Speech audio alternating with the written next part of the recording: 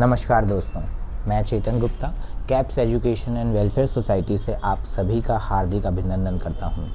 दोस्तों, ये एक पहला मौका है जब मैं YouTube के थ्रू और WhatsApp के थ्रू आप लोगों से कनेक्ट हो पा रहा हूं।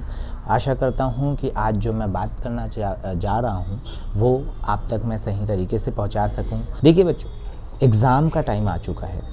आज जो हम बात करने जा रहे हैं वो है स्टडी। एग्ज़ाम के टाइम पे स्टडी के कुछ नियमों का हमको पालन करना पड़ेगा और उसी नियमों के तहत मैं कुछ नियम आपको बताने जाऊंगा, जिसका यदि हम सही तरीके से पालन करेंगे तो कहीं ना कहीं अच्छे मार्क्स आना निश्चित ही है। इसी कड़ी में आगे बढ़ते हैं सर। आज हम बात करते हैं, हमारा सबसे पहला रूल है स्टडी का। एग्ज़ाम टाइम में स्टडी करने का सबसे पहला नियम है इंस्पिरेशन। जब तक, देखिए ये दुनिया का नियम है कि जब तक आप किसी काम के प्रति इंस्पायर नहीं होंगे, है ना, तब तक वो काम आप नहीं कर पाएंगे। तो सब बच्चों, आपके लिए मैं एक मूल मंत्र ये दूंगा कि आप अपने को पढ़ाई के प्रति इंस्पायर कीजिए और उसका एक सिंपल सा फॉर्मूला मैं आपको देता हूँ। आप अपने मन में ये दोहराइए, और ये यूनिवर्सल ट्रुथ भी है कि भैया इस एग्ज़ाम को पास करने का आपको एक ही मौका मिलेगा और इस मौके को आप अपने हाथ से मत जाने दीजिए। तो आप इंस्पायर रहिए, है ना। इंस्पायर हो के जब आप कोई काम करते हैं तो ऑटोमेटिकली उसके रिजल्ट्स मिलना, उसके प्रोडक्टिव रिजल्ट्स मिलना आपको मिलेंगे ही मिलेंगे। चलिए दोस्तों, अब अपन बात करते हैं हमारे रूल नंबर 2 के बारे में, जो कि है एक्सरसाइज और मेडिटेशन। देखिए, ये एक सिंपल सी चीज़ है कि एग्ज़ाम टाइम में हम कहीं ना कहीं अपने रेगुलर रूटीन से कुछ ज़्यादा ही पढ़ाई करते हैं। वो हमारे दिमाग में स्ट्रेस भी रहता है और कहीं ना कहीं शरीर को भी थोड़ा सा थकाता है। तो इसी चीज़ को ओवरकम करने के लिए हम 2 चीज़ों का सहारा ले सकते हैं। सबसे पहले तो वो है एक्सरसाइज। मैं तो सलाह दूंगा कि हर बच्चों को एग्ज़ाम के टाइम में अपने रेगुलर लाइफ में 20 मिनट्स एटलीस्ट अपने एक्सरसाइज के लिए निकालना चाहिए, क्योंकि एक सिंपल सी पुरानी कहावत है कि स्वस्थ शरीर में ही स्वस्थ दिमाग का विकास होता है। तो आपको दिमाग पे काम करने के पहले कहीं ना कहीं अपने शरीर पे काम करना पड़ेगा दोस्तों। तो सबसे इम्पॉर्टेंट है कि आप 20 मिनट्स एटलीस्ट, मिनिमम 20 मिनट्स क्या कीजिए, आप एक्सरसाइज के लिए निकालिए। और दूसरा ये है कि एग्ज़ाम में कहीं ना कहीं बच्चों, आज की डेट का जो आज का ज़माना है वो ये है कि आप हार्डवर्क करना बहुत आसान है, आपको स्मार्ट वर्क करना है। क्यों ना आप ऐसी मेथड्स का इस्तेमाल करें कि जिससे आप 6 घंटे की पढ़ाई 4 घंटे में कर लें। और ये कैसे पॉसिबल हो पाएगा? ये है मेडिटेशन से। जब भी आप पढ़ाई करने बैठें 5 से 10 मिनट का समय जो है वो मेडिटेशन के लिए निकालें।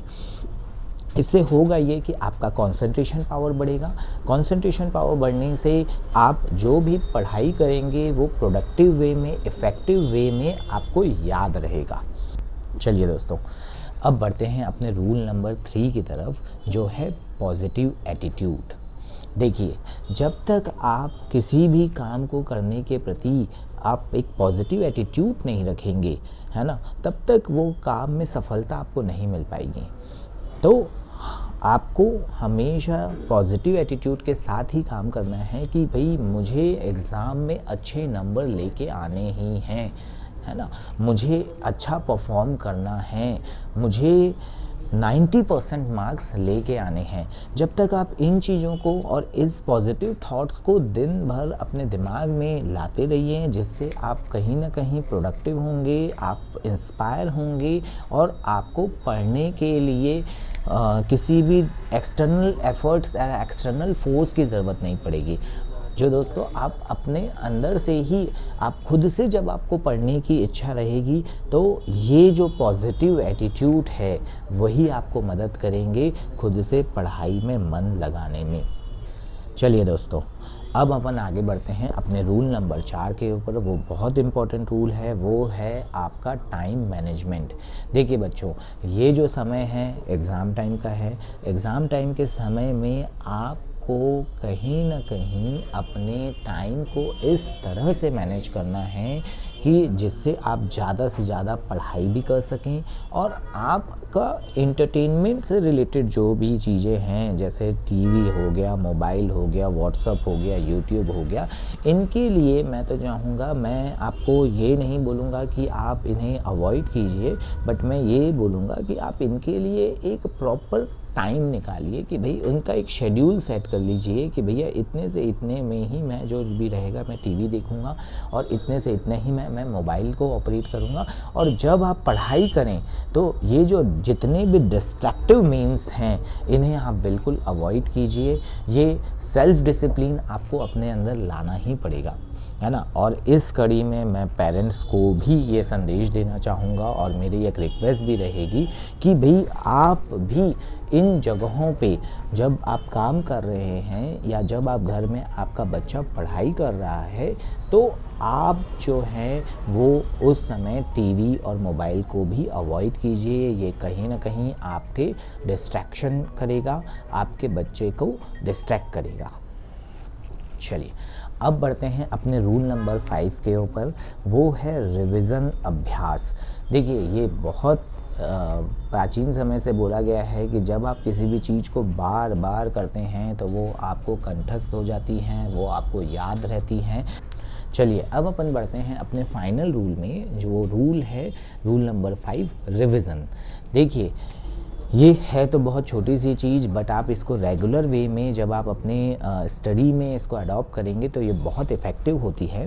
क्या होता है कि एग्ज़ाम टाइम में हम सभी सब्जेक्ट के सभी चैप्टर्स को पढ़ते हैं, तो कहीं ना कहीं हमें इन सारे चैप्टर्स को याद रखने के लिए, हमें अच्छे से परफॉर्म करने के लिए इसमें हमें रिवीजन का इनपुट डालना ही पड़ेगा।